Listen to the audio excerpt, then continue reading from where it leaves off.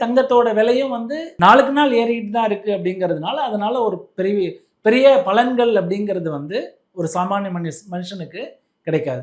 So அப்படி இருக்கிற பட்சத்தில என்ன பண்ணலாம் அப்படின்னு பார்த்தீங்கன்னா, கோல்டு அப்படிங்கிறது இப்போ புதுசா ஒரு நெறைய ஆப்ஸ்ல வந்து உங்களுக்கு கோல்டு அப்படிங்கிறாங்க. அந்த கோல்டுமே பார்த்தீங்கன்னா, அதுவும் வந்து ஆர்பிஐயோ இல்ல செபியோ வந்து கண்ட்ரோல் பண்ணல. ஸோ அத பொறுத்தவரைக்கும் பார்த்தீங்கன்னா, அதில வந்து ரூ. 1லேருந்து ரூ. 100 வரைக்கும் நீங்க வந்து குறைந்தபட்சம் அந்த மாதிரி நீங்க வந்து தங்கம் வாங்கலாம் அப்படிங்கிற மாதிரி ஒரு இது இருக்கு.